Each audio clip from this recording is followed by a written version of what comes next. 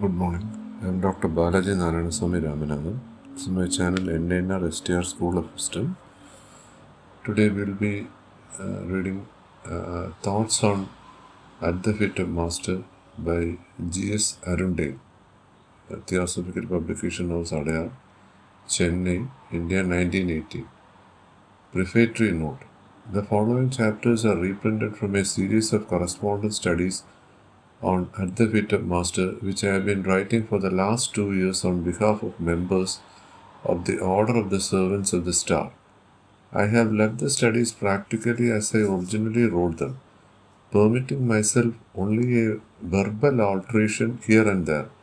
There may be a certain amount of repetition since I began writing the series in Bude, Cornwall in 1914 and only finished them in Adayar, Madras in 1918.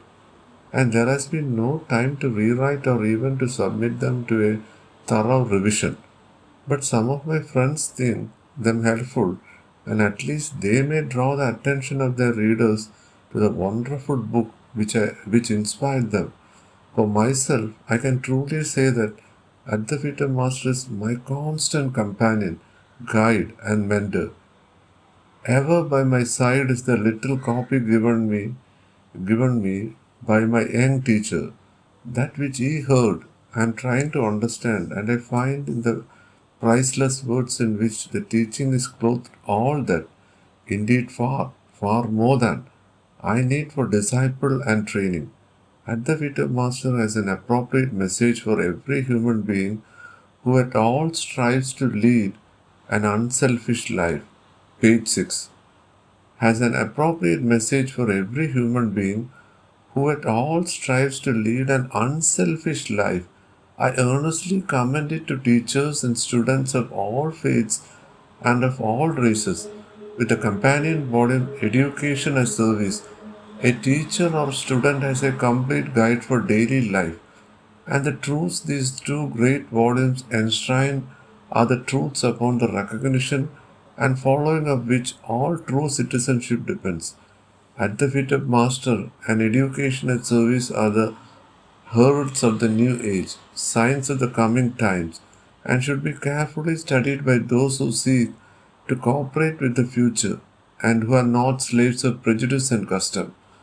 Adayar, Madras, 1918. Georges Arundale. Chapter 1.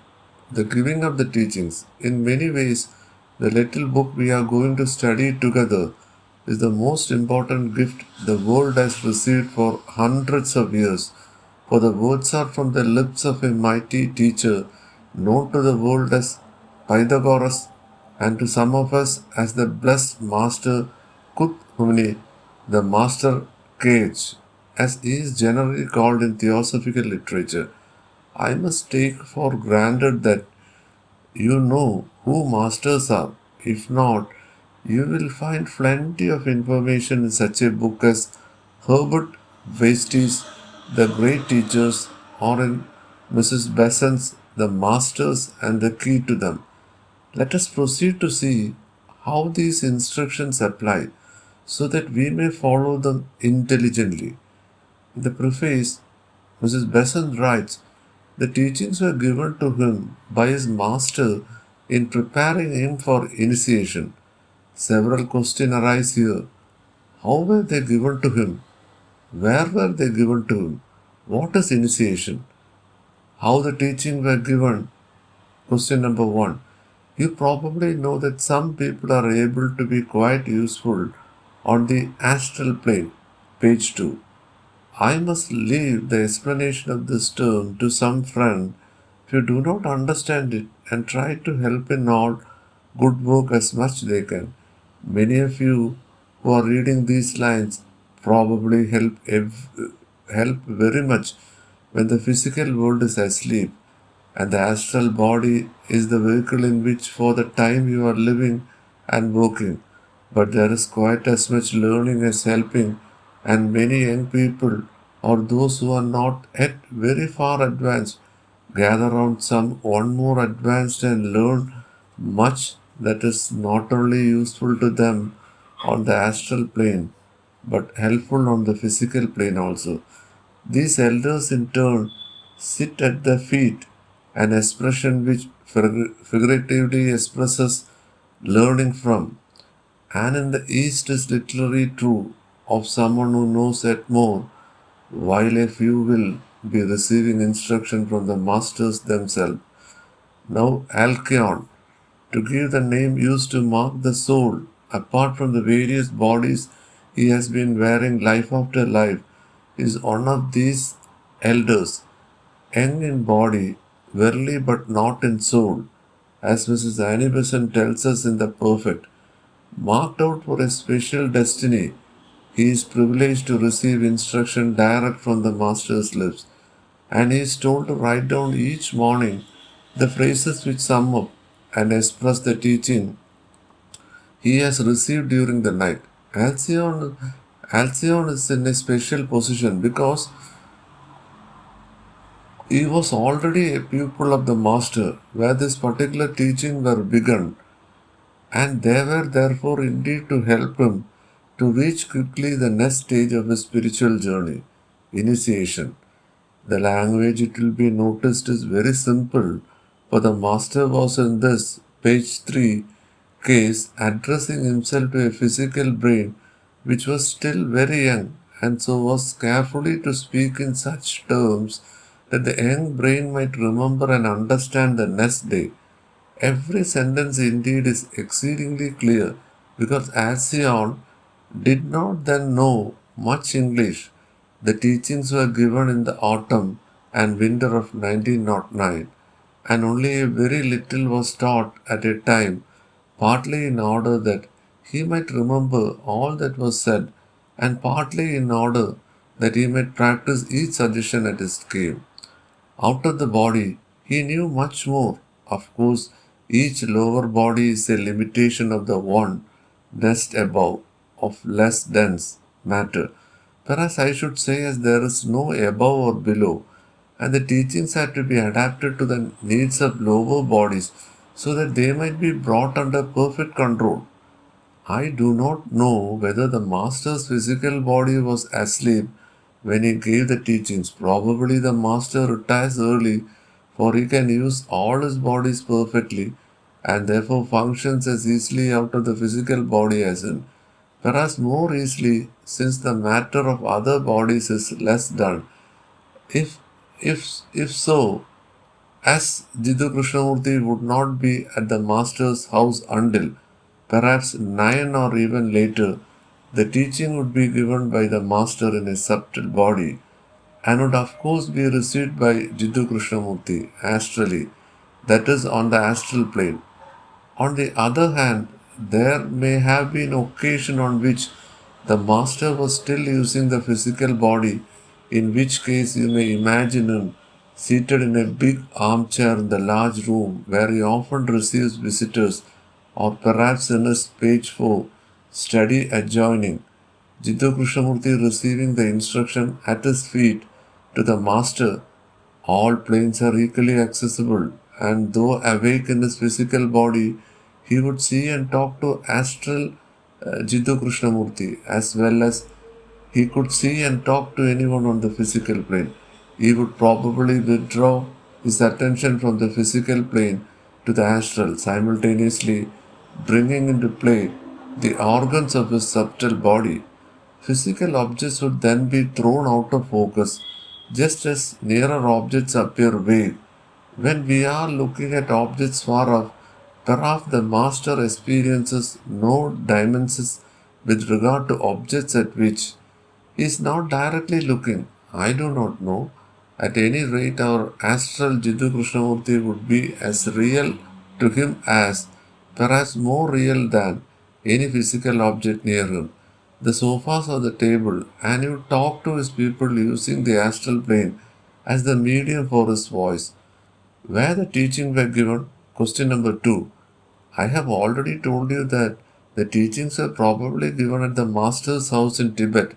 If you turn to the map of Asia and find Tibet north of the great Himalayan range, you may see the name of the town called Shikaste. In the vicinity of this town, the master lives in his physical body. And so, Jiddu Krishnamurti, living right down in the south of India at Adayar, quite close to Madras, could hardly receive the teaching in his physical plane. Adayar is a village whose main distinction is the headquarters of the Theosophical Society, situated on a large, page number 5, piece of land facing the sea and bordered by the Adayar River. In this headquarters is a fine building containing rooms for various workers on the first floor. The abode of the president of the society, together with a few other rooms appropriated to the use of various members of the headquarters staff. Close to Mrs. Besant's room lived Jiddu Krishnamurti and his younger brother. Further off being Mr. Ledbeater's big room, and thence night after night the physical bodies were left asleep while their owners sailed away over the snow-topped peaks of the Himalaya to the master's home, a long journey which should occupy many days if the physical body has to do the traveling, but almost as quick as thought for inhabitants of the astral plane. No doubt our travelers stopped on their way to look at scenery or perhaps to help someone in trouble, but it would not do to be late at the master's house, for he is exceedingly busy and must not be inconvenienced by our carelessness. Probably the teaching did not take a very long time, about 15 minutes so. When the party was dismissed, the rest of the night would be filled with all kinds of useful experience in the training of Jiddu Krishnamurti's astral and other bodies for future work. At about 5:30 in the morning, the physical body would be awakened by his owner, and after a bath and some food and then exercising and study, Jiddu Krishnamurti would go into Mrs. Besant's room to take his seat at a table in the veranda. There he wrote out very carefully by himself that which had been taught him by the master having summoned up in a single, page 6 sentence or so, the gist of the quarter of an hourly teaching. Thus, at the feet of master came gradually to be written, the greater part, a reproduction of the master's own words. That which is not such a verbal reproduction is the master's thought clothed in the pupil's words. What initiation is? Question number 3. Preparing him for initiation. What does this mean? Well, we must begin some way back if we are to understand what initiation means. I hope you all know the real ourselves behind the bodies we happen to be using in this particular life are immortal sparks of the flame of God, and that each little spark which is one of us has been through the mineral, vegetable, and animal kingdoms before entering the human kingdom to which we now belong. In the early stages, millions of years ago, and not on this at all, the little sparks were not so much separated off from one another as they now are in the human kingdom. They were not, to use a difficult word, self-conscious or alive to the world around them. In the mineral kingdom, these little sparks were hardly awake at all.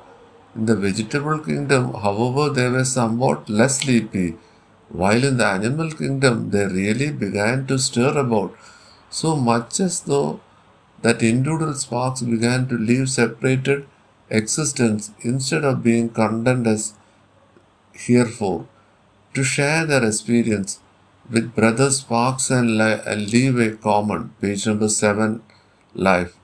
You have perhaps noticed that while most animals of a particular species have many peculiarities in common, some have very distinct individualities of their own. This is the beginning of the road which is leading them direct to the human kingdom, and then comes a time in the case of each animal when it begins to live so definite a life of its own that the spark inhabiting it finally breaks off from fellow sparks and, to use a theosophical phrase, becomes individualized, that is, enter the human kingdom. The first step. Now this individualization is the first great step made by the divine spark on its way to the realization of what divinity really means.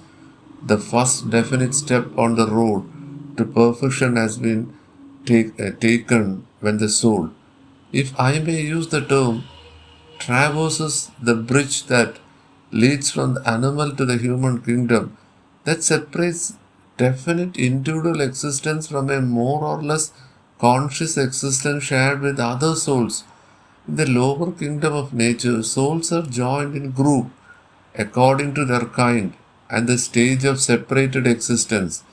When the soul in the animal enters the human kingdom is, as I have said, the first great step on the path of evolution. The second step. The second great step is when the human being at last begins to develop a definite sense of right and page 8, wrong, and to realize, however faintly, that wrong must not be done while right must be followed. This may be called the dawning of consciousness arose through ages of experience that happiness follows the less selfish action while pain follows the more selfish action. At last the individual begins to realize that he cannot live for himself alone, and the God within him thankfully looks upon a vehicle gradually tuning itself to the divine harmony. The battle is by no means over, indeed it is hardly begun, but the man's face is set towards the goal, and the highest nature begins at least to receive conscious response to the training and the molding of its lower vestures, so that both become better instruments in the plan of Him who is our world. Each of these steps in an expression of consciousness, the soul, from having been but an unconscious cell in the body of God, begins to awaken and to take the first definite step towards becoming a God itself. And this is God's object in spreading self-consciousness in each part of the organism, that is Himself. The third step, initiation. Now initiation is the third great step, another expression of consciousness, a further growth of the soul. The second great step was, as we have seen, the awakening of consciousness, but consciousness had to become definitely established as the dominant factor in the man's nature, and he had yet to learn to realize, realize that while self-preservation might be a necessary law at a certain stage, self-sacrifice is the only true guide for the soul, eager to know itself divine. Indeed, while consciousness had doubtless been aroused, the individual had yet to realize himself, and his powers had yet to be assert himself, and for the time to become entirely centered in himself and his individual growth. In other words, he had to practice his consciousness in all kinds of ways. To borrow a phrase from Mr. Leadbeater, he had to become the center of his circle, to learn the power of the lower vehicles and their limitations, and to apply his consciousness to their use, at last developing slowly his various faculties and gradually coming to the conclusion that self-sacrifice brings more lasting happiness than self-seeking. He began to live for the world instead of expecting the world to live for him. Now and again, he doubtless lapses into the more selfish mode of living, but unselfishness begins to predominate over selfishness, and the masters see that nothing will, in the long run, affect the determination to serve the world. One of them, who has been watching the man for lives, determined to give him special teaching so that he may quickly gain added power to help, discipleship. The individual then enters into an apprenticeship in the school of a particular master and begins a series of very hard but very helpful lives. Page number 10. Perhaps you know that the government of the world is in the hands of a graded band of mighty brethren whom we call the Great White Lodge. Using the word lodge, in its Masonic sense of an organized fraternity. At their head stands the great ruler of the world, and around him are grouped his ministers, some functioning as organizers, rulers, heads of the races of the world, others as teachers of religions, others guiding the various continents and countries, others influencing non-human races such as angels and devas, and others acting as assistants to these great ones and preparing to take their higher work. Now, most of you young people belong to one or another of these departments in the world's government, and some great masters has his eye upon you, watching for the time when you intend from your heart to give yourself to the world's service, showing unmistakably signs of earnestness. Jiddu Krishnamurti, for example, belongs to the teaching department and will someday become a great teacher of religion. The master who teaches him is therefore himself a mighty teacher destined to preside. Jiddu Krishnamurti in a great office in the teaching department. Just as would be engineers enter an engineering shop to be trained by a thoroughly qualified engineer, so in the real professions of life, still more scientific training is available, and the master Kuthumni Cage will train Jiddu Krishnamurti to fulfill perfectly the destiny to which he is to be called. This training has definite stages. The first being when the master determines to take a page 11 possible pupil on trial, this stage being called probationary discipleship. Passing successfully through the period of probation or trial, long or short, according to circumstances, the pupil is definitely enrolled as a member of the master's school and becomes an accepted disciple. Very often, many years pass, 7 or even more, before a candidate reaches the second stage. But Jiddu Krishnamurti had in previous lives satisfied the master as to his fitness for discipleship. So, in his case, these two stages and the third, sonship of the master, a specially intimate relationship, were passed in the course of a few months. His initiation following on January 2nd, 1910. The object of the master's school is thus to prepare its pupils for the world service and exists partly to train them in such self-control and purity as may enable them to present themselves as candidates for admission to the lowest rank in the Great White Lodge. Such admission is the third great stage on the pathway of evolution. You remember, I hope, other two, and is called initiation because it not only means the entry of the approved candidate into an organized fraternity with all that such entry involves, the Masonic initiation ceremony, but because the candidate is for the first time brought into touch during the ceremony with certain great truths of life, which herefore he has only dimly sensed. This truth will have been known to him intellectually long before, and he will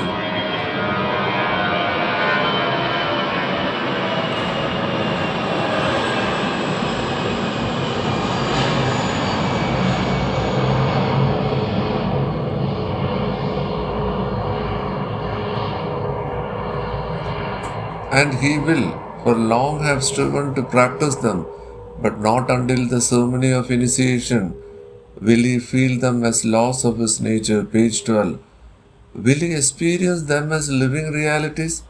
His consciousness, his touch with God, expands and truths which were outside him, however much he may have realized them with his mind, now become part of his very being, and he can never again think or feel or act as if they were outside him.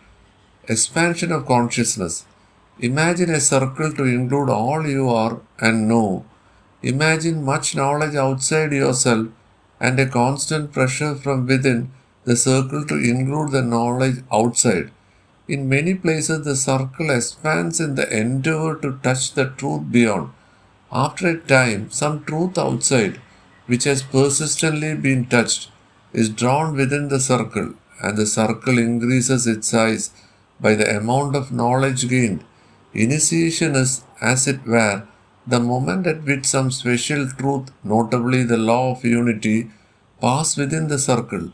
Until this time, the truths were accepted, their existence was admitted. Henceforth, these truths are realized as part of consciousness itself. The value of initiation. To be accurate, I should observe that the object of initiation is to confer upon its recipient powers for service derived partly from the added truth and partly from the fact that the individual is now a member of a great brotherhood and shares for use the power their unity generates. The word initiation, as page 13, used in the Adv Master, means admission to membership of the lowest rank in that great hierarchy which governs the world, the rank stretching upwards until alone, in his degree, towers the ruler of our world himself. Each rank is separated from the rank below by deeper knowledge and more selfless service. An admission from a lower rank to the next higher depends upon proved self-surrender. In the world of men, in the needs of others, initiation is the third great expansion of consciousness. Expansion means here an increasing realization by the individual consciousness of the unity of all life, of the God within us as identified with the God without.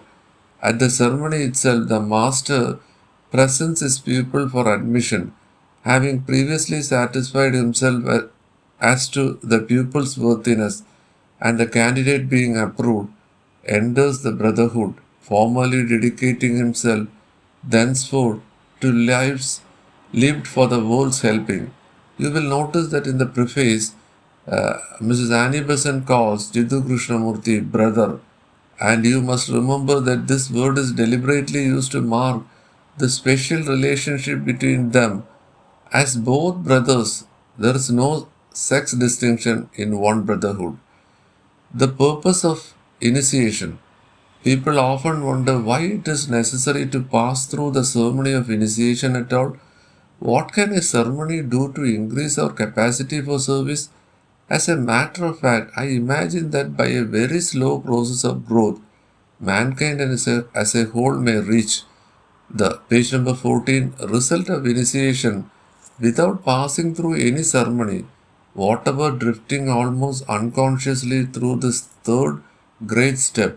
Some people are eager to do quickly that which otherwise would take a long time, and they submit to what may be called a kind of forced growth so as to complete within a few lives that which is usually spread over many. This involves very hard work in a master's school, and the student needs much help. As the eagerness for the progress is entirely unselfish, the student is shown, after a certain amount of training, how to wield powers which normally would come to him much later. Purity of life and self-discipline added to definite teaching from a master are the certificates entitling him to a special degree which confers upon him definite powers, and these powers are explained to him during the ceremony of initiation by a delegate from the one in whose hands our destination lies. The ceremony of initiation is an official examination demonstrating the candidate's fitness so to use the new powers to be confirmed on him that he may become a better helper in the world of men. Such powers are not common to the period in which the world is now living, and if an individual is to receive them, he must prove his fitness before those who alone can confer them before the normal time. To those who knock, notice also, please, how Mrs. Annie Besant writes of the great portal as having swung upon to receive the new brother, and in this connection to see the words which precedes the preface, to those who knock.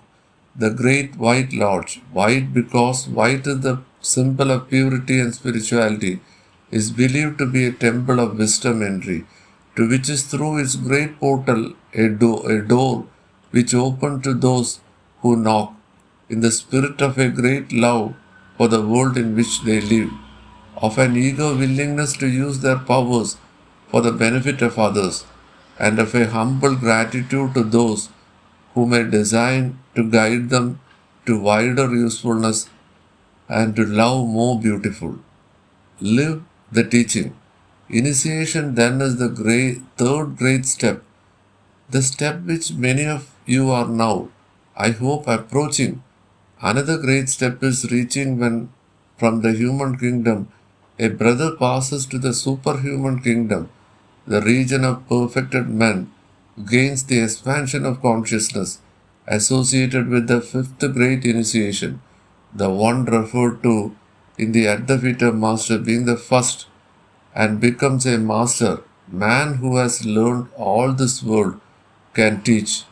We need not, however, consider this step. Enough that the teachings which fitted Jiddu Krishnamurti for admission to the great white brotherhood have been given to us at the command of the great world teacher himself. Enough that we too are privileged to know how our lives should be lived if we would become one of the band of servers and helpers. Page 16. But says Mrs. Annie Besant, the teaching can only be fruitful if it is lived, as he has lived it since it fell from his master's lips. So we must now try to see what this teaching is, how we are to apply it to our daily lives. Remember as an encouragement that we are not expected to live the teaching perfectly. To do that would need the soul of a master himself, but in the effort would lie the measure of success. There is nothing in this world that we cannot try to do. Young people in many parts of the world are trying hard, and some of them have gained admission to a master's school. The great world teacher needs many helpers for his work in the world. Will you not try to become useful to him by training yourself beforehand so that when he comes, he may find a disciplined band of workers ready to go anywhere and do anything, a band bringing to him not mere willingness to help, but, which is far more important, trained capacity to help as well. The real and the unreal, the Sanskrit verse which precedes Jiddu Krishnamurti's own foreword or introduction sums up, as it were, the whole of the teaching that any master can give his people. From the unreal, lead me to the real, is the cry of all who are in earnest. More than anything else, we desire to distinguish between the true and the false, between that which gives pain and that which brings joy. And in every life, the lesson we learn from pain are teaching us to recognize more. Page number 17. Unerringly, and therefore to cast aside those thoughts, feelings and actions which belong to the unreal, to which separates us from the knowledge of God. The unreal is that which does not last. It is the form which wields the soul, and if only we were better able to distinguish the self from its sheaths, there would be much less unhappiness in the world. It is not enough to know with the mind. You must know with the heart. Most of us know with our minds that the body is merely a temporary form chosen by the soul for a particular life. But so much is the form associated with the life within that we feel we have lost the soul when the form breaks up of death. So you see, we are still very much bound in the unreal. However much in theory we may be able to distinguish it from the real. But you must not therefore think that the unreal is useless.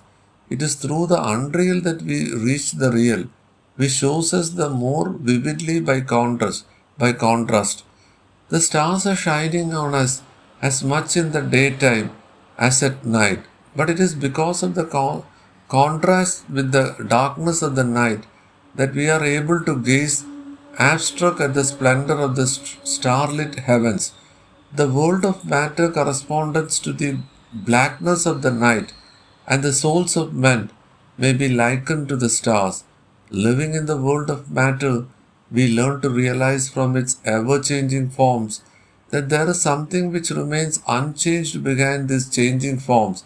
Living in the midst of change, the unreal, we are forced to seek the changeless, the real, and each one of us is gradually learning to, page number 18, understand that every changing mood and feeling is no more the full expression of ourself than is the child body, the complete expression of the soul within.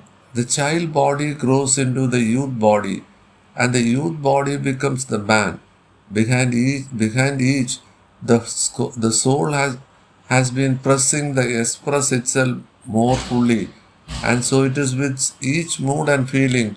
The mood passes, another comes, and yet another, and the soul may look back upon those that have passed and say, I was not that mood, for it is dead and I remain.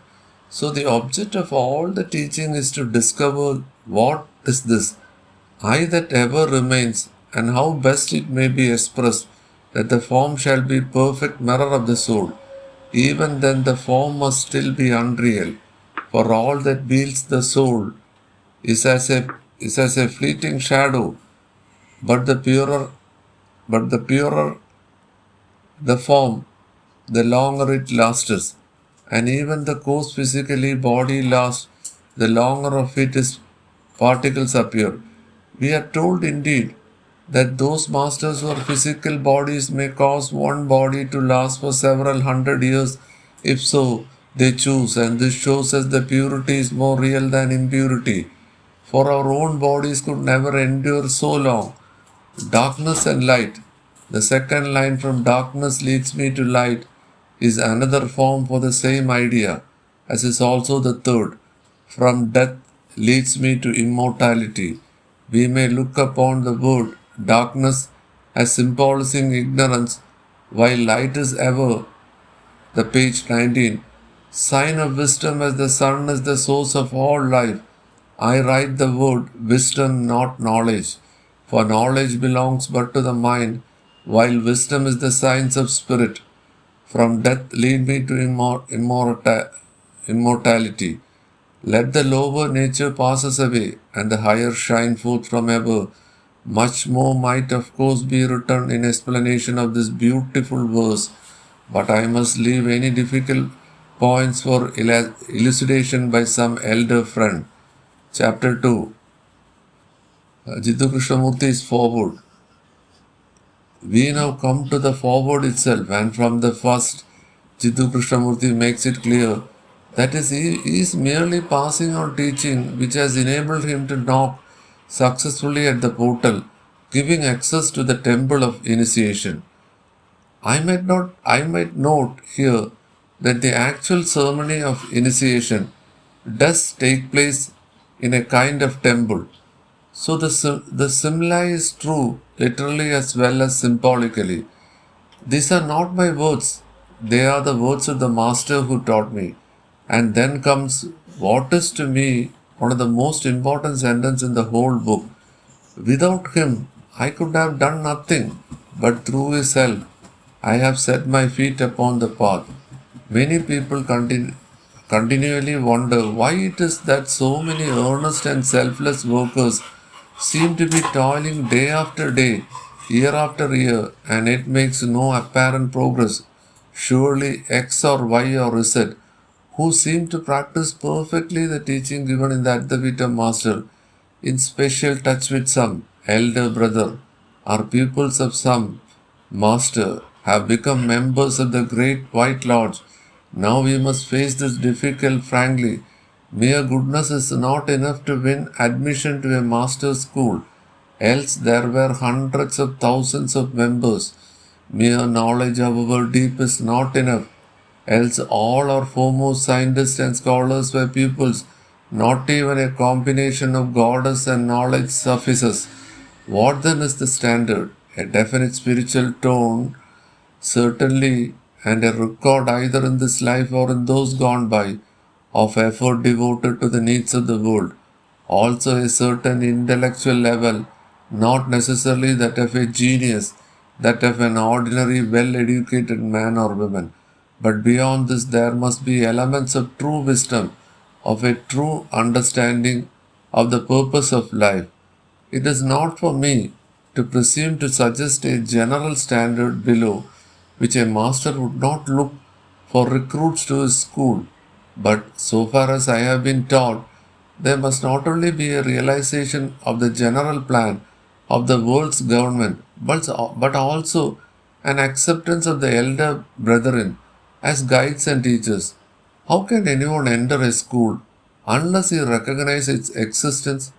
How can we expect the masters to spend their time in teaching the elementary lessons of school to those who could learn them from elders less evolved than the great teachers themselves, but at least sufficiently informed to impart the teaching required?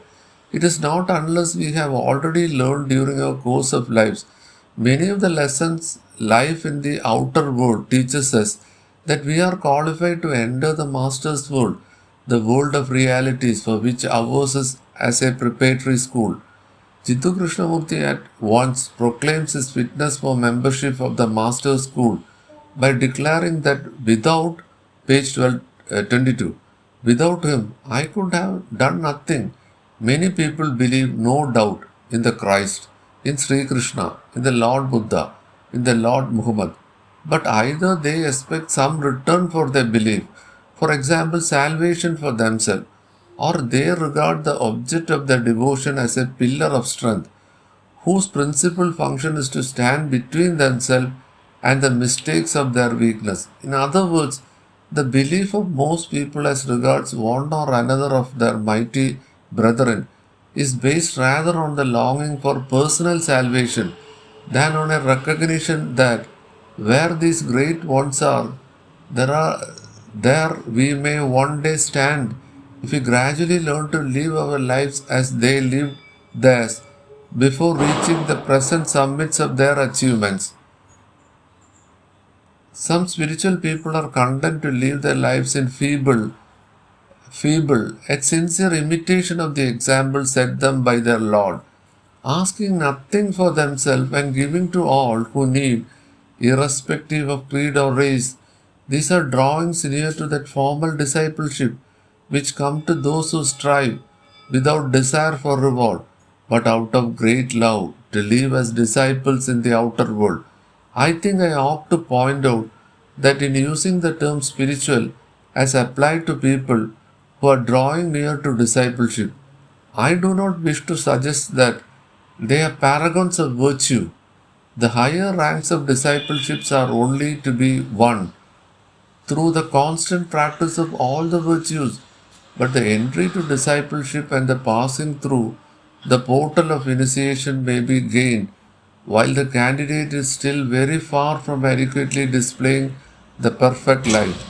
If you know any among the lower ranks of disciples who will realize that all have many weaknesses, while some may be no means conform to the world's conventional standards of behavior, pure-minded, the disciple must reverent at heart, loving by nature, tolerant in attitude, and eager in his master's service.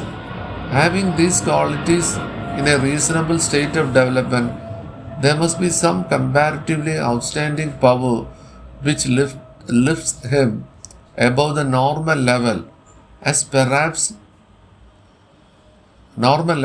regards usefulness to their master. Perhaps he is a great speaker, a great writer, a great inspirer, a great artist, a great healer, possessing some force which may be employed in drawing people nearer to realities. Then karma must be favorable, for he must have exhausted all karma which might considerably hinder the master from employing him. We should not be very useful if we had to spend much time in paying off our own debts, but the outstanding power may have its own outstanding weakness, and while the disciple is likely to have himself fairly well in hand, you would gain a very false idea of discipleship. If you were to imagine that it is involved a personality negative rather than positive and in consequence a somewhat turbulent disposition, you do not look for perfection in young disciples, but you will certainly see power of one kind or another. But there must inevitably be much ignorant belief as regards the great teachers, however sincere it may be, before their true places in our lives can become. Page 23. Known. And where many people shut themselves off from much inspiration they might otherwise receive is in imagining that their special teacher is only source of truth for all. There is a whole age of growth between the statement that Christ is the only Savior of the world and the knowledge that there are many Saviors, and until we learn through experience that there are many roads to God, that each human being is traveling along a road as direct as our own. Though he may be behind us on his pathway, we shall not have gained the power to help each person on their own road. An indispensable qualification for admission to a master's school. Out of goodness, we may strive to bring others to our own road, but there is a narrow and ignorant goodness, and a master's school trains its pupils to serve and honor all faith, to help each individual to tread his own way according to the plan marked out for him by the God to be with him. The upward climb.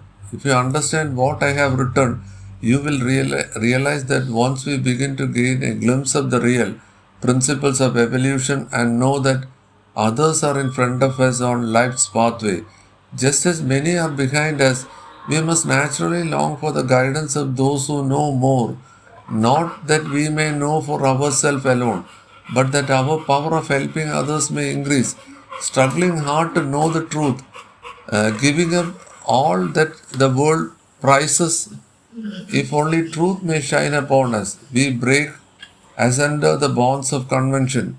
We reject the dogmas in which lies concealed the spirit of the religion to which we happen to belong. Read Mr. Annie Besant's autobiography. We see how rocky and steep was her pathway to the masters, at last clinging only to a passionate determination to serve the world as best she might, giving to her ignorance. If she can find no better offering, she wins her way to a master's feet. She longs for power and wisdom, only that she may use them for others. And when no personal sorrow or despair prevents her from giving all encouragement in her power to those who cry for protection, then at last she shows herself worthy of the true knowledge which may be given only to those who would never use it for themselves alone.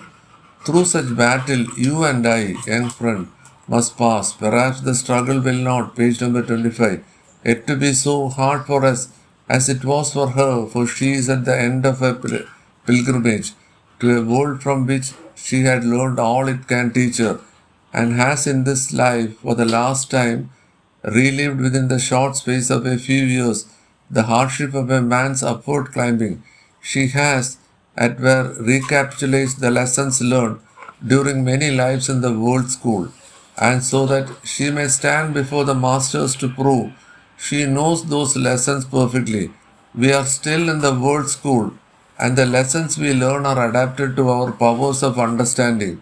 But knowing of those in front, we are sure that they live, but to show us the way to eternal life, and however little we may be able to consciously to feel their guidance in some dim way, at least we know that they are with us, and that without them we could do nothing. For the time we may forget their presence, and there we must still struggle, one as did Mrs. Annie Besant, but sooner or later we come to them, and as a ray of sunlight illuminates a dark room, so do we then know that without them we could have done nothing, that all we have done is because of them.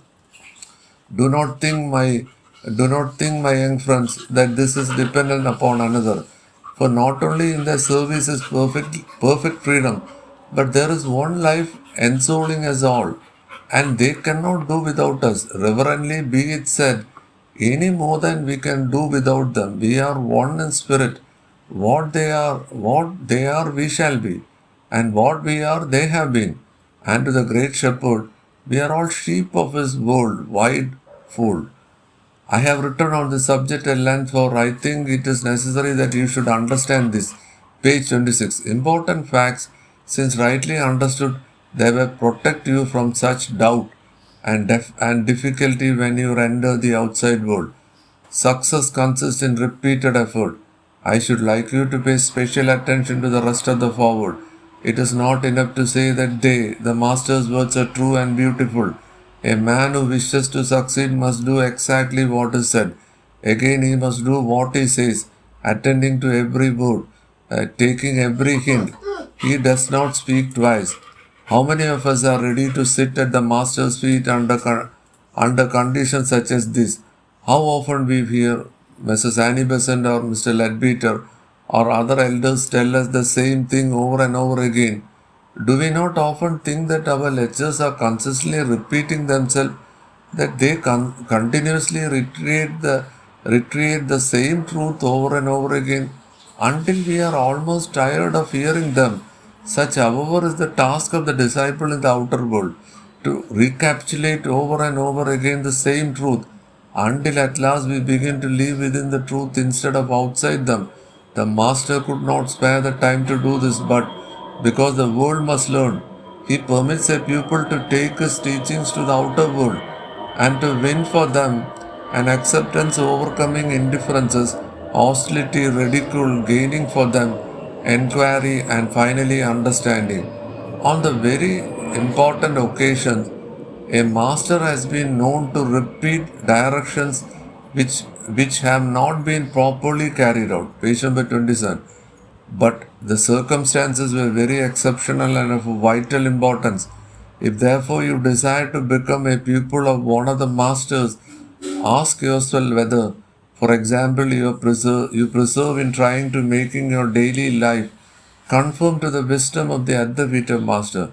This little book ought always to be at hand, so that you may constantly refer to it and test in the light of his precepts that which for the moment may be occupying you. I may perhaps be allowed to bear personal testimony to the fact that any progress I may have made or any increased power of usefulness I may have acquired have been very largely due to my continual reference to at the feet of Master when in difficulty or doubt. The book is a kind of modern commentary on the ancient scriptures, and our gratitude goes to Jiddu Krishnamurti for enabling us to refer many times to advice which we are not yet enough in earnest to hear direct from the Master's lips. One of the privilege of a disciple, as I have said, is to be able to repeat many times that which his Master will only utter once. But do not forget that you have this priceless teachings always at hand, are worse, not more favorite, than people who have never had it at all. If you do not at least try to follow this advice, it is said to receive no gift at all.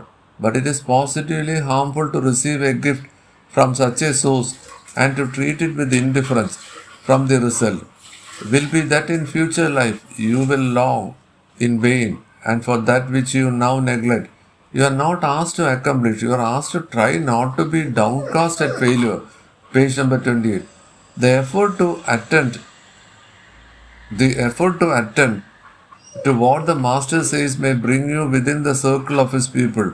For above all, he asks for earnestness and perseverance. He does not count as failures mistakes from which springs a still stronger determination to succeed. Remember that the Master's teaching applies everywhere and to all. It applies as much in the parliament as in the home, as much to those whom the world counts greatest as to the humblest toiler living as an unknown and uncalled from until in our midst. The teaching is indeed a counsel of perfection, but as its teaching and its value at every stage of the upward climb. And one of the greatest mistakes we make it is to imagine that perfection cannot be reached. Utopia is not unattainable, for some have reached it. And if you will try your best to fashion every thought, word, and deed according to the Master's advice, you will find yourself much nearer your goal than you ever imagined in your rosiest dreams. Whatever is of noble purpose in you, ambition, love, hope, endure, will come to you, the more certainly for the attention you pay to the Master's words. And one day you too will say, with the conviction of experience behind these words, without him I could have nothing, but through his help have set my feet upon the path. Note: if you are seriously taking up the study at the feet of Master, you will find that much of the Master's advice conflict with conventional attitudes and opinions. I have known people doubt the Master's capacity to understand worldly conditions. Being so far removed from the troubles and turmoils amidst which we live, certain students, for example, who have wished to translate Adv Master into the languages of their country, have sometimes desired to omit or modify so-called inapplicable suggestions, imagining that their limited knowledge is of greater practical value than the Master's wisdom. For example, the passage, if you see anyone breaking the law of the country, you should inform the authorities, is thought by some to be in direct opposition to conventional ideas as to loyalty and honor. The Master, it is argued, tells us to betray a comrade if we notice him breaking a law of the country in which we live. Now, I do not wish at this stage of our study to consider the important duty underlying the advice contained in the sentence I have quoted. We will consider it when it comes before us in its regular order, but I think it is necessary to point out the great principle underlying the whole of the teaching. Page 30 gives us. The Master is emphasizing the real, and it is our business to test all that we are and all that surrounds us in the light of the reality as presented to us by a Master of wisdom, one who has through ages of hard struggle gained the power at once to discriminate between the real and the unreal. In taking up the study of this book, we are sitting at the feet of one who know not of the one who only thinks and judges. Take any ordinary ethical book written by the deepest thinker the world has seen. You will merely be reading the thoughts of someone in the world like yourself, though perhaps with greater ability and deeper initiation. Its line of thought need not necessarily be yours. It is your duty to be respectfully critical enough, of course, modestly inquiring, but in at the feet of Master, you have the wisdom of one. You have learned all the worlds can teach. You have in the past faced in essence of all the troubles and sorrows through which you have passed, are passing and yet to pass. He has conquered the world, and not one single difficulty the world can produce could perplex him from an instant.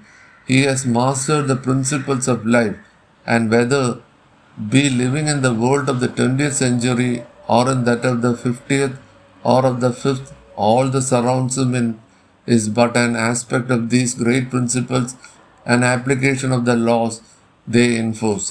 He states in every simple language certain of these general principles and does not at all limit his teaching to any particular country or any special religion. True, he is addressing those who desire admission to a master's school, but such candidates are people who know more than most others and who have expected to live in stricter honor than the majority. So all the advices he gives must be of a tone infinitely finer than that to which conventional morality vibrates. When you have to do, therefore, is to try to understand what is the matter with your point of view when it conflicts with the Master's, rather than to think that either the Master is not conversant with the world's affairs or that his teaching does not apply to you and to your country. The Master does not ask you to accept his teaching and to follow it blindly. Neither would he recommend you to reject it because it does not fit to your scheme of life. Then which you do, which you do not understand, try to understand. That which you cannot understand, leave to the enlightening power of time and of experience. If you reject the truth, it will only enter to you after infinite wooing. While if you merely leave it for future consideration, when opportunity offers, you will find that in the meantime you have been unconsciously growing towards its understanding. Use the words conventions while truer attitudes are hidden from you, for the wisdom of the world is the standard for the average man and woman. But when a matter concedes to speak, listen. Come to no hasty conclusions in your eagerness to follow his precepts, for while he seeks to shatter outward superstitions, he will not undermine beliefs still necessary for the world's growth. Think over, page 32. Carefully what he says and try to understand its application to ordinary, everyday life, remembering that in far off Shink essay, he knows infinitely more of the world than our great statesman, our wisest philosopher, our most beneficial philanthropist, or cleverest man of business. When you doubt, reflect where you would oppose, suspend judgment. But when you realize, follow unflinchingly, however much convention may be against you, provided you are willing to take courage into your own hands, asking help from none, acting gently, tolerantly towards all. Page 33. The qualification for discipleship. We must now consider the qualification to be practiced if you gain that special power of service which is conferred upon all who are admitted to the great brotherhood through passing the first of the great initiation. I may just remark here that the mysteries of Greece and Rome, of which you will find much written in ancient books as well as modern Freemasonry, are faint imitations of the real ceremony itself and of the tests which the candidate undergoes. The ancient mysteries, especially in their purer forms, did indeed demand from their votaries very definite qualification, not unlike those with which we are about to deal. Freemasonry in modern times we are about to deal.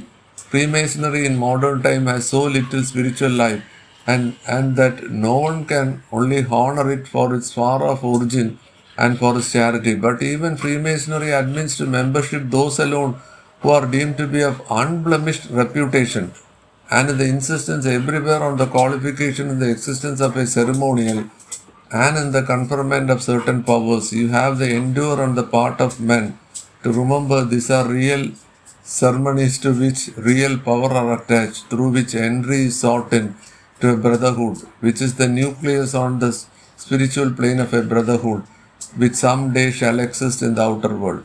The four principles of life. The qualification is given by the masters are discrimination, desirelessness, good conduct, and love. And he adapts here the Eastern classification, probably because it would especially appeal to the understanding of his Indian people. Remember that in each religion, mention is made of the great path on which the successive initiations are stages. In each religion may be found enumerated the qualification which alone will enable men to treat it. In exotic Christianity, this anniversary has traced for us the Christian terminology for the various initiation and the qualifications leading thereto. I recommend you to read what she has to tell us on the subject. Similarly, other religions yield identical information, but we will adopt the Hindu classification as given by the master, partly because it is so clear that we can easily understand no matter to what religion we belong, and partly because its practical value has been demonstrated by the fact that others have followed Jiddu Krishnamurti through the portal, basing their endeavors on the counsel they have received from the Adv master. Do not think therefore that you are studying something of no practical application. The precepts of this little book have been brought down into practice in everyday life in the present day by comparatively ordinary people, and they have found their way to the path. Remember again that perfection in the practice of these precepts may only be obtained by one who has passed the great initiation which confers on him the rank of masterhood. You are trying but to enter the courtyard of the temple itself, the master's school. So it would be foolish to expect to accomplish now that which can only come from many lives. Keep on trying and remember that an achievement far short of perfection will bring you to your master's feet. When Mrs. Annie Besant says it's a perfect that we must leave the teaching, I think she means we must take it seriously and concentrate ourselves on it. All our living is imperfect, but the more we are in earnest, the less imperfect it becomes. Many people write to Alcyone telling him what beautiful teaching he has given to the world. But all the use most people make of it is to wish that others would pay more attention to it than they do. Living according to a certain standard, we are not easily shaken out of it, and when valuable advice is put before us, we imagine that we are already doing our best to follow it. More vigorous effort is expected from you, my dear young friends, and you should try to realize that you have been given a higher standard towards which to strive, and that you have according to revise your ideas, attitudes, and actions. And in the clear light which has come to you, be positive in your study of this book and follow Jiddu Krishnamurti's own method of living his master's teaching by taking the page 36 various points one by one and practicing them for definite period of time. Determination. The first 2 or 3 pages of the book itself are occupied in laying stress on the importance of the distinction between the people who have real knowledge and those who have not. Some of you may wonder why the master should have insisted upon so very obvious fact. Of course, there are only two kinds of people, those who know and those who do not know. It is a simple matter of logic. As a matter of fact, however, this obvious truth is by no means generally applied, even by those who ought to know, and unless you begin to apply it in your relation with the outside world, you will not make much progress towards the path on which you desire to set your feet. The people you know have the power of discrimination. What is this discrimination? The knowledge which enables a man to distinguish between which is fleeting, impermanent, and that which lasts is eternal. Men who do not know work to gain wealth and power, but these are at most for one life only, and therefore unreal, says the master. And later on he amplifies this definition by stating discrimination must be made between the right and wrong, the important and the unimportant, the useful and useless, the true and false, the selfish and unselfish. So you see that page 13, this quality of discrimination enters into the ordinary life of each one of us. Do not think the master is blaming those who do not know. Ignorance is not a crime, it's an episode of growth, and you yourself become one of those who do not know. When you are impatient with ignorance, but while you do not blame nor even pity, you must at least be able to distinguish between that which is ignorance and that which is knowledge, so that you may yourself abstain from error and may help those who knows less. All knowledge is relative, and you must bear in mind the master's words. However wise you may be already on this path, you have much to learn. Those who know more than you do are quite patient with the knowledge you have, but which is ignorance compared with their wisdom.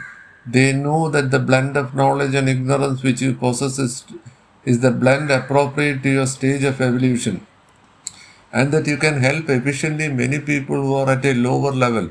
But however certain you may be of your own infallibility, people wiser than yourself will never allow you to influence them as their own thoughts and actions, except in special matters on which you have acquired information more accurate than their own. Similarly, you must be careful not to fall in the illusion that because anyone speaks with conviction, therefore he is right. You must use your discrimination. Many people are very lazy and subsist on thoughts which come to them from the outside without caring to exercise their own. Page 13. Powers is determining what to accept and what to reject. Orthodoxy is one name for their laziness. Custom, conventionally, are other names. I gather these under the heading laziness because you would be lazy were you to allow yourself to follow the smooth and beaten road trodden by the majority of mankind. If the master speaks of a path, it is because it is a path and not a road, because few there be that tread it. On the other hand, while using your discrimination, you will remember that the more limited knowledge of those who do not know may be adequate for the instruction of people less involved themselves. For example, the master tells us that No ceremonies are necessary, therefore we may do without them, but to some ceremonies may be necessary. And it would be very undiscriminative to think contemptuously of people who find much value in ceremonial or of priests which inculcate it. Let others grow as suits them, only neither imagine that because everybody thinks in one particular way, therefore you must think in that way also, nor be so lazy in thought that because some people are positive that they are right and express themselves emphatically. Therefore, you allow yourself to be influenced by a nature more positive than your own. Keen and independent thinking is an essential feature in the character of one who would tread the path. For however much the master may help him in the long run, his rock of certainty must be based on the God within himself. And a time comes for students who are treading the path, then all external help seems to fail. Page 39. And strength must per, perforce he draws from within. Let me finally observe that you should not rush to the conclusion that you must forswear completely all that to you is no longer necessary. It may be your duty to take part in ceremonies for the sake of others who still need them. It may be your duty to surround yourself with many customs, conventionalities, and orthodoxies, but only for the sake of others.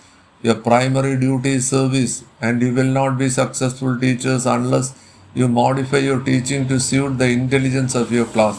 Neither will you be a successful teacher, however, unless your knowledge is far in advance of that of your class. And while you may yourself use crutches to show a lame man how to support him, you will not therefore use them at other times as well. If you confine yourself within outgrown forms, except in order to help, you are indeed lazy, but there is no laziness on the part of those who for whom such forms exist. So, while avoiding laziness yourself, you will remember that others find a temporary salvation in that which to you would be stagnation, and you will minister to their needs by giving them that which will help them best, the real knowledge. Now, what is this knowledge which would mark you off from those who do not know? I have already told you that it partly consists in being able to distinguish between that which is fleeting and that which endures. Indeed, throughout this little book, page 40, the Master is continuously explaining to us by ways of contrast how the real differs from the unreal. For example, if you must discriminate between the selfish and unselfish, feel no anger or impatience. Never allow yourself to feel sad or depressed. Why? Because if you do feel anger or impatience or depression, you are for the time living in some time which will pass away, while in the long run, serenity and cheerfulness carry you to the goal. So, the answer to my question is partly to be found in the study of these contracts.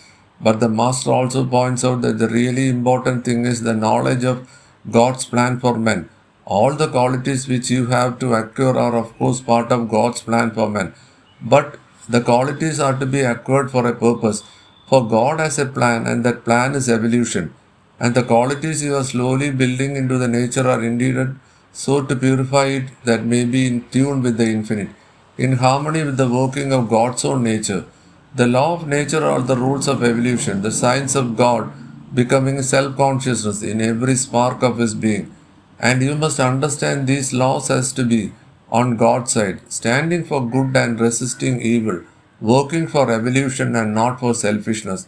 Certain of these laws are already known to the world. We speak of the law of science, the law of art, the law of literature. We know of the law of gravitation and of other laws relating to the matter. This you must study sooner or later, if not in this life then in another, for you cannot help, page 41, perfectly unless you know God's laws for his unfoldment. But we are not concerned with this particular laws at present, for the Master guides us to begin from within rather than from without. First, learn something about the laws of the Spirit, and the laws of matter are seen to be, but their reflection is grosser form. Understand the basis of the spiritual life, and you will be more easily familiarize yourself with this principle of arts and sciences at present known. Moreover, the world will give you the latter, while I expect perhaps in Hindu philosophy there is as yet little science of the soul worthy of the name. the law of the higher life. We younger souls can know but little of this higher law of the higher life. Zani Besant has called them. I cannot therefore hope to enumerate even if very few, but the Master gives us several hints as to where to look for them, and the suggestion will help us to gain a general idea of the kinds of law we may expect to find, he says. All are one, and only what the one wills can really be pleasant for anyone. Here is the law of unity. All are one, therefore, only when the one wills can ever be really pleasant for anyone. The law of a common purpose. We share a common brotherhood and are moving towards a common goal. If your discrimination has led you to this, you are on the right road, for says the Master, page 42. This discrimination is the first step. These two laws of our bearing gives the key of the statement. Those who are on his side knows as they are here and they should be. They are here because the God within them wills to be here, and they know that what they have to do is to combine with others in the effort to reach the common goal. I do not suggest that our knowledge of these two laws is clear and definite. We but dimly sense them, and the object of developing qualification is that we may gain a clearer understanding. Nevertheless, when we are nearest to our higher nature, nearest to that part of the One which dwells upon within us, we are sure of these laws. However much we may sometimes act foolishly, try to invent ways for ourselves which we think will be pleasant for others. Now, what evidences have we of the working of these two laws?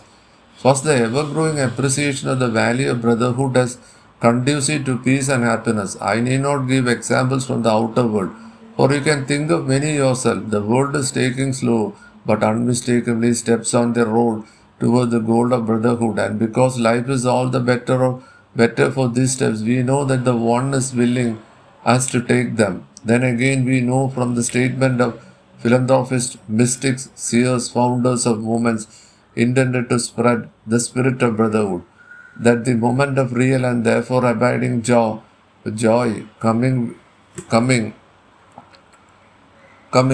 when they share what they have with others, there comes the sense of a larger life, of a freer spirit. When we share with page 43 others and when we live for them, the selfish man gains no lasting pleasure from acts of selfishness, though he may doubtless experience temporary thrills at each successful self seeking.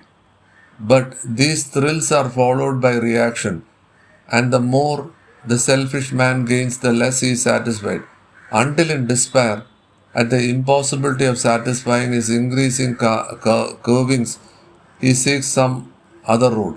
The joy of sharing is far different from the fleeting exultation of have gained at another's expense. The joy of sharing has no reaction, is followed of no unhappiness, brings an ever increasing peace and ever growing power of giving more. Unselfishness, that is to say, working for the larger self instead of for the smaller, is its own reward, while selfishness must ever seek outside itself for a reward, which becomes more and more elusive as time goes on. Are these facts not evidence of the truth of the statement that only what the One wills can ever be really pleasant for anyone? Since the more we live for an increasing number of others, not only do we grow the happier, but we are thereby expressingly more of the One who is in us all. The more we identify the One with ourselves, the happier we are. Services in the heart of sacrifice. Let us try now to see a little more clearly the nature of the will which governs the world. We see at once that the will of the Oneness, the perpetual sacrifice for our own sacrifice, leads us near to Him. Page 44. Not a sacrifice involving regret, but a joyful sacrifice, though doubtless involving pain, for without the contrast of pain and beauty of the joy would be the less. It is all sacrifice, willing or unwilling.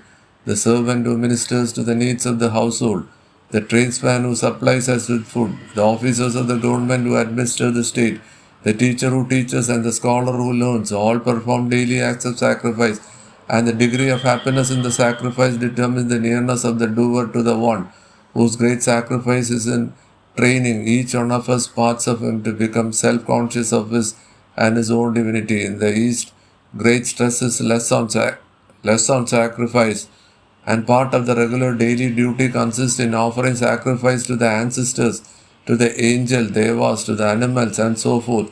Of course, we do not go through life thinking of each act as a sacrifice, for we have acquired the evil habit of imagining that a sacrifice involves denying ourselves some pleasure, and thus many try to avoid sacrifice for fear, lest the joy of life be lost, when in fact the true spirits of sacrifice secures to us abiding peace. We must make some sacrifices for our son's education. We must sacrifice something if we want this or that. A sacrifice only involves the giving of something lower, never of something higher, and for servants. Our officials, our teachers, our students, our tradesmen, above all, ourselves, lived lives in which the dominating purpose was sacrifice, the sacrifice of the lower on the altar of the higher. Our work would be far better done, page 45, and the world would be a far happier place to live in. There is no trade, no profession, no calling of any kind to act. However, trial which does not gain beauty performed in a true spirit of sacrifice as an offering to the Lord. That is indeed a difficult task for us, but we must make a beginning, and the best way to perform every day a conscious act of sacrifice, an act of deliberately performing in the name of and in homage to the great sacrificer, through whose own act of sacrifice we live and move and have our being. The Boy Scout speaks of a good turn. The sons and daughters of the empire enjoy a daily act of service. These are true sacrifices for service in the heart of sacrifice. The higher and the lower self, all sacrifices of value must be ordered sacrifice, and the more we learn of the laws under which it acts, the more effective our sacrifice will be. Many volumes might indeed be written by a competent authority on the principle of sacrifice, and most fascinating volumes they would be. But within the limits of these talks, I must confine myself to one or two special laws of the higher laws which is essential for you to know. In the first place, your principal duty is to realize that the individual you call I is only a portion of the real I, which is a spark of the flame of God. In other words, there is the eternal I, which sends forth a feeler into this outer world to gain all the outer world can give. The feeler is not the I any, page 46. More than the root is the whole tree. There is more of you than ensouls your walking consciousness in your physical body, and it is a bigger you which guides you to those experiences in which your life is past. You may call this higher you, your higher self if you wish, but do not identify it with the lower vehicle in which you have to live. The higher self desires only the purest form of life, has no learning in the direction of your weakness, is no cast down by your failures, and above all knows on its own plane of existence all that the lower you has to learn down here. Many young people think that the higher self ought to have been content with this knowledge, but the sacrifice is not complete until knowledge is everywhere. Until divinity is self-consciousness and all it pass, God is all-knowing on his own plane, but his desire that his own self-consciousness shall awaken in all the planes of his being, so that we, the cells of this body, become aware to the divinity in which we share. Maybe the very act of awakening becomes God's ourself. First, however, we must master the various grades of matter, from the highest, which is hardly matter at all, but rather aspirant down the matters of our own physical body are composed, and perhaps lower, the following of our divinity. Having mastered them, we may one by one cast them aside, until we live on the highest plane of spiritual existence, on the plane of divinity, only to come forth when the time approaches for an act of sacrifice like unto that which God himself is making now. This lies in the infinite future, which is certain, so certain that even at this stage of our growth, we can notice that the God within us, our higher nature, is gradually acquiring mastery over the lower vehicles through which he comes into definite contact with the lower planes daily. He works, and while self-control takes long to practice, and the instruments do not always function as they should, Nevertheless, every day sees some advances for each one of us, and there is none so low, so degraded that he is not rising according to the measure of his possibility. I want you, if you will, to remember this overwhelmingly strengthening fact as often as you can that within you. In perfection, underdeveloped a bud to become a flower, but the bud is therefore in your worst moments when you feel that you have failed utterly and perhaps irretrievably, the perfection to be still remains within you and is a constant source from which fresh effort to lead the higher life and must keep on going no matter when you do. Immersed in matters as we are surrounded by the objects of the sense, we become confused. Imagine that we are lost within the world, but the matter which surrounds us, which our lower bodies are constituted, and the objects of the senses, whether mental, astral, or physical, are themselves only waiting to be controlled. Master them, ray upon them your divinity, and they become powers for use instead of forces to be fought of which perhaps to be afraid. Chapter 6. There is time to achieve perfection. I think that the truth I have endeavored to express in the preceding talk is of vital importance. For the more we meditate on it, the more real it comes, and we begin to realize that become far off we may be from the successful practice of the qualifications as given at the Adv Master. Perfection must someday come. Within is the happiest of perfect service. Time for accomplishment is indeed necessary, but if one law of our being is that there is a divinity within us gradually unfolding into perfect flower, another law tells us that the unfoldment takes place slowly but surely, in accordance with the principle of action and reaction, or cause and effect, through a continuous series of dippings down into and withdrawal from the matter of the lower planes. In other words, reincarnation. Let us glance at this law of time, which within itself involves an opportunity as well, since time would be valueless without the possibility of making use of it.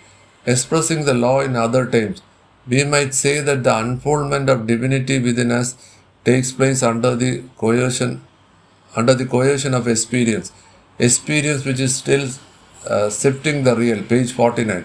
From the unreal, the permanent from the temporary. In Christian phraseology, we are told that we sow, so shall we reap. Hinduism speaks of karma. A theosophist may talk of the law of cause and effect. Put plainly, the law states that we think and act, so shall we become.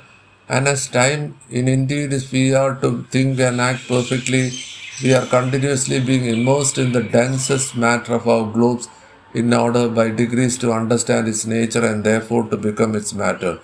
The life you are leading now, the body in which the latest emotion has taken place are only incidents in a long series of lives.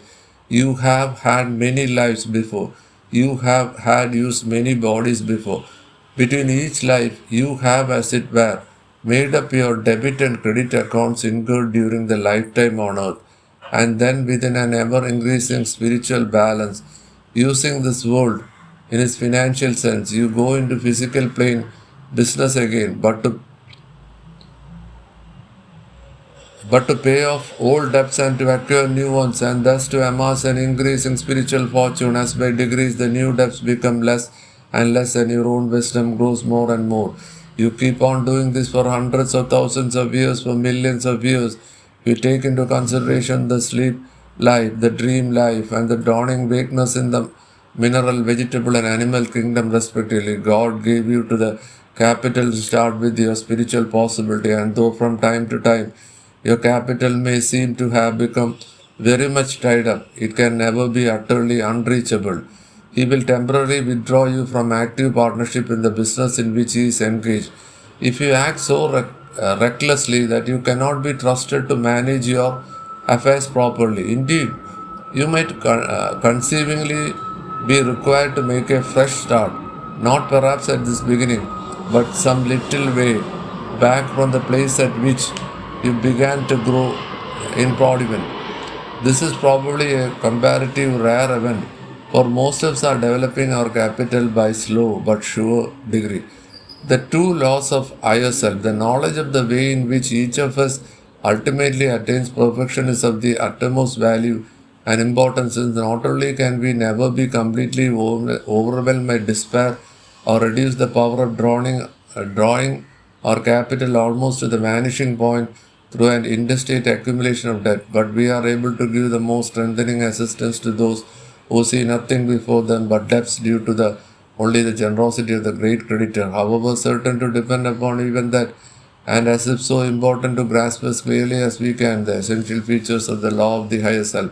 Let me recapitulate briefly the truth so far stated. Firstly, the unity of all. If I may be allowed to use the simile of a banking establishment, I would say the ruler of the world. I distinguish between the term God and the ruler of the world. By the word God, I mean the divine principle animating all life everywhere. God, the Father, the ruler of our world. On the other hand, is the official who is at the head of the great white Lord, the highest of its members along its rank, mightier than all others, not a member of our own humanity at all. He is God's regiment upon his earth. In Hindu scriptures, he is mentioned under the name of Sanat Kumara, supreme director of a great family spiritual banking concern. He himself started with capital. He had developed through experience in countless previous ages capital which originally came from God. As does all capital, his function is to enable all the members of his family to develop their capital as he has developed his. He assets were pledged as so to arrange his business that sooner or later every member of his family must, even though failure come after and after, eventually develop his capital to its utmost value. Herewith lies both the unity and statement of the second law, the existence of a common goal. Indeed, the first law involved the second, for unity would not be complete unless our destinies were common, unless the future involved the same unity as did the past to which we trace our common sources. I have come this common destiny, perfection, and using words to express the simile of the banking concern. I must say that the object of the firm is to develop for each of its partners a substantial spiritual capital so that each partner may in course of time set up in business of his own account. Then comes the question, how does each partner reach this level? The answer is as clear in the spiritual world as it is in the actual business industry on the physical plane. Through experience in course of time by setting up a business in a very small way, startup after going through a certain amount of preliminary training, by accumulating a large number of debts which are not only hard to pay off but take time to pay off too. What was the beginning stage which I mentioned in the very beginning of this series of talks? Individualization, the passing from the animal to the human kingdom. Before this, the partner has only a sleeping partner. He was a learning rudiment of the subject whose deeper study would come later on. He was hardly in the business at all. A shareholder truly, but within no more conscious share in the business than as a bank manager's baby, an active share in his father's affairs. But the baby grows and becomes a young boy with a vague idea as to what his father is. The newly introduced man has a vague idea as to the existence of the purpose in life around him, but he cares nothing for it as such, save as it affects his personal and immediate well-being. But in time comes the second stage, the awakening of consciousness. The youth became a clerk in his father's firm, began at the lowest rank, has very little responsibility. By degrees, he is entrusted with small portions of his capital on which experiment. He is sent out into the world to see what he can do with the capital, of whose existence life has been hitherto unaware. I have a consciousness. I have the power to distinguish between right and wrong. Hitherto, I have shared unthinkingly in the universal consciousness of which my own is a part. But now I know that I have a consciousness of my own. I must use it. I make as much of it and I can so that it may grow big and strong. So the shareholder now increasingly consciousness of being not only a shareholder to receive dividends, but a partner to produce them, goes out them to the world, the lower plane, as an active agent. Just as a businessman goes home after office hours are over to rest from the day's labors, to think over what good and what bad business he had done during the day, and to enjoy happiness with those dear to him. So each of us after one life to over rest in other world and gather fresh energy born of striving in lives gone by, for the life to come for new day of business on the physical plane. We cannot in one way develop all the capital required. We have to learn how to employ it, what transaction to avoid, what transaction are profitable, and the time taken is the expression of the law of reincarnation. But not only do we need time, we need also experience. We must suffer from the bad transaction and reap happiness from the good one. Unless we see results, we shall not know how to compare the relative value of various transactions of whose nature we know for the time being nothing. It is the result far more than the cause that tells us the nature of the cause itself. The law of cause and effect says that as the cause is, so the result will be. But in actual experience, we first learn as the result, so as the cause must have been also.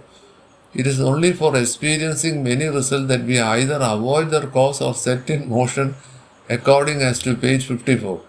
Whether it brings happiness or pain, even then we are temporarily satisfied with causes which produce results, whose pleasure producing power is but very limited. We are, in other words, content with the immediate, however fleeting, provided it satisfies for the moment. This is the case with most people and places within the ranks of those who do not know. You will remember, however, there is a third stage, the stage at which the individual definitely pledges himself to a certain line of contact, at which he shows himself as among those who are at least learning to know by passing through initiation into the wider life beyond. He is the partner who, having shown himself capable of wisely managing his capital within comparatively narrow limits, is not only given opportunities of developing it much more rapidly and widely than would normally be possible, but is allowed to share the responsibilities developing upon the directors of the firm itself, those whose business it is, under the guidance of the ruler, to help the junior partner to gain the necessary experience. A young director truly, but none the less a director, though there are those above him with still greater responsibility upon their shoulders, those who belong to the ranks of the higher initiates, the road of evolution. In this way, we are the various stages past, and the individual gradually learns how to develop a spiritual capital, so as one day in the far off distance, page 55, future, to become the head of a firm itself, a ruler in a universe. We already know that the one class of transaction which is profitable using this world in its best sense is the class involving the service, which is the heart of sacrifice. God is the great sacrificer, for instead of living on his capital, he not only shares it among us all, but trains us through the ruler of our worlds to develop our capital to the utmost. Without irreverence, may I say that even our mighty ruler himself is the greater for the sacrifice he makes in guiding our evolution and grows at his exalted level into still further spiritual splendor. When we reach the level at which he made the great supreme sacrifice of remaining to toil, when he might have passed on us to enjoy, at which the development of our spiritual capital has been such to enable us to make this stupendous outlay, we too shall make the sacrifice and win its reward. To do so, we must pass through all the intervening sacrifice step by step, the less leading to the greater, and the one as we serve and sacrifice in proportion to the capital we have. Can we hope to develop the capital, so increase the service, the art of service? Should I not rather call it the science is not, however, to be learned in a day or within the brief phase of one lifetime? First comes the service of the smaller self. The whole tendency in modern life, as far as the West is concerned, and increasingly so in the East, has been to force the individual to emphasize himself.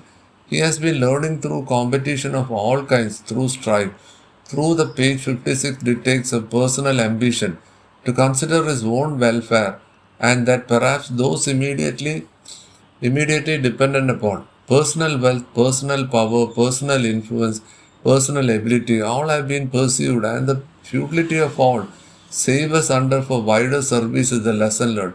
Often at the close of life devoted to such pursuits, a man has at last seen how little true happiness they have given him through life, and hurriedly he strives to tread the other part by lavishingly his gains upon a world from which erstwhile he took them.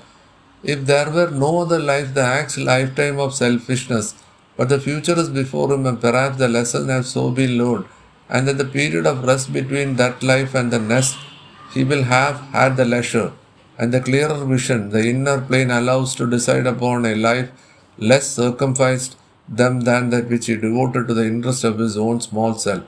Payment will indeed be exacted for all harm done. The debts on the mistaken transaction must be paid in full. But not only has he time in time but which to pay them, but also time to opportunity in which to plan fresh schemes to harmonize with the wider vision he has seen. Compare the growth of the soul to the house with a large number of windows and doors, most of them which are closed. Outside the sun is shining, but into one or two rooms only do the rays first enter. Gradually, the occupier of the house, the soul, begins to appreciate the life-giving warmth from the sun, though he still lives perfectly in the darkness and imagines it to be all that is. But when he goes into the rooms whose windows and doors he has opened to the sunlight, the contrast between the darkness and the light begins to strive him. Going back into the darkness, he remembers the light and looks for the windows and doors so that he may open them too. Room after room is brightened until the house is hardly a house at all. Only a number of walls between the doors and walls and serves but the purpose of concentrating the sunlight within its limits. The house is the lower part of a man, his mental, emotion, and physical bodies. Each room is the power or faculty, and the owner of the house is the higher self, the ego, the soul. The darker the house, the greater the unhealthiness, the greater the dirt, the greater the sordidness. But the master's houses are merely passageways for the sunlight, and their bodies are but lenses, to use another smile, from which the rays of light spread outward with concentrated intensity. Think this over follows its symbolism. If such be your temperament, page 57, much more might be written on this great and dominant truth. Many other laws might have been mentioned, and innumerable are the ways of their application. But I can only hope that you will think over these things and fill in for yourself the gaps I have been forced to leave unfilled in at the feet of Master. We are taught to discriminate between transactions which are profitable and those who are not. We are shown, as it were, how to invest our capital so that it may multiply. Invest in a kind thought, feeling, word, or action. Much will come to you in return.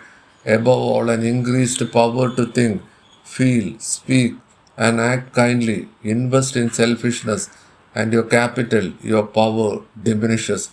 As your capital diminishes, perhaps it would be more accurate to say, is increasingly neglected. Your own happiness as well as that of others proportionately diminishes until you become so barren of happiness that in despair you seek another road than that of selfishness. Page 58. Note: the whole question as to the purpose of the world, as to the existence of God, as to the origin of being, is most intricate and a fruitful source of mental confusion. A young friend of mine, of my acquaintance, hearing that God made the world, wanted to know who made God, and his question was most reasonable. On the other hand, it would be better policy on the part of the parents and elders to realize that they cannot accept to be able to answer every question put to them by children. It would be more honest to personally, I take the position that as an insignificant unit in this complex world, I can only hope to understand a very limited portion of God's plan for men. All that I can hope to acquire is comparatively imperfect working hypothesis adequate to my temperament and destiny. And though the hypothesis may be illuminative to others, they may be nevertheless think out their own hypothesis for themselves, building in such features in the hypothesis of others as may harmonize with the general plan of their structure. The keystone of any hypothesis centers around the fact that there is sorrow and happiness in the world, and that while I may bring a certain amount of physical and emotional consolidation and strength to those who are susceptible to my influence, I must also bring mental consolation and strength. Page 99.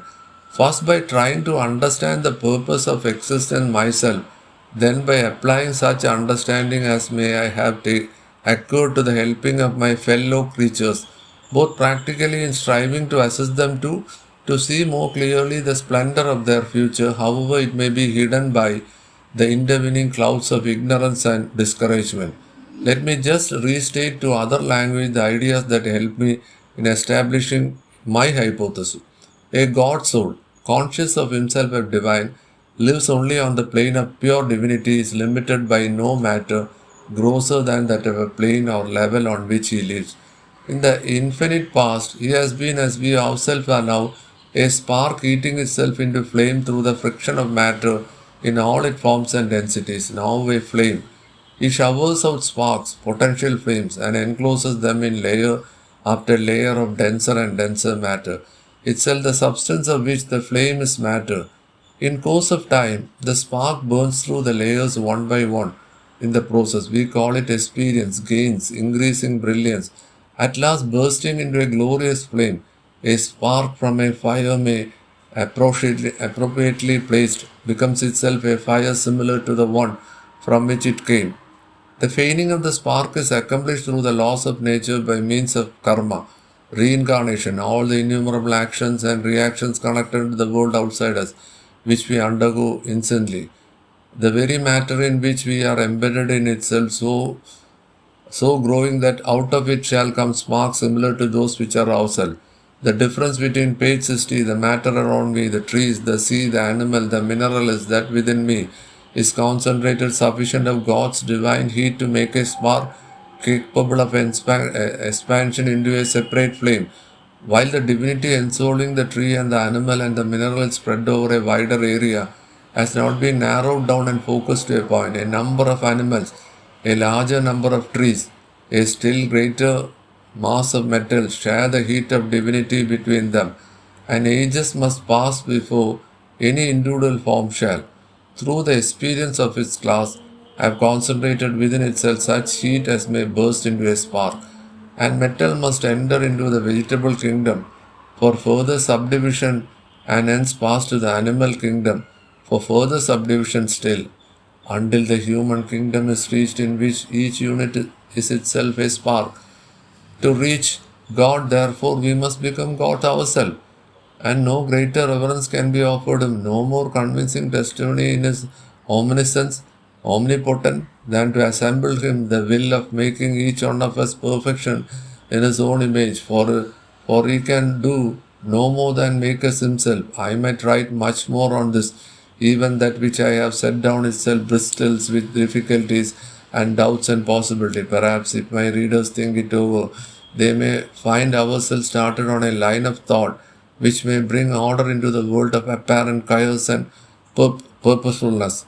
The living of the life. The master proceeds to the point that of the real and the unreal. There are many varieties, and he has previously mentioned one variety when he observed that it does not matter in the least whether a man calls him a Hindu or a Buddhist or a Christian or a Mohammedan, but he is an Indian or an Englishman or a Chinaman or a Russian. For if he is on God's side, he is one of us. Now you must not conclude from the statement that religion does not matter, has very little value, although we are told further on that ceremonies do not matter for those who are at the stage of growth. Religion matters considerably, but truth matters in infinitely more, and those who know while using some special forms of truth are displayed in a particular religion seek the truth within the form and know the God who is truth incarnate, manifests himself in many ways. In reality, a special form of religion is of the utmost value to those who do not yet know that all religions spring from one source, the great head of the world teaching department, who is even now waiting for the world to be ready to receive him. Once more, religion makes truth. Page 62. Tangled to those who have still to realize that there are many roads to the one each of which he welcomes if devotee. To quote a Hindu scripture, most people need rulers of life to be imposed from without before they learn to evolve them from within. And great teachers come from time to time, either to frame special rules for the special circumstances under which a race being trained, or to modify the old rules in the light of progress made.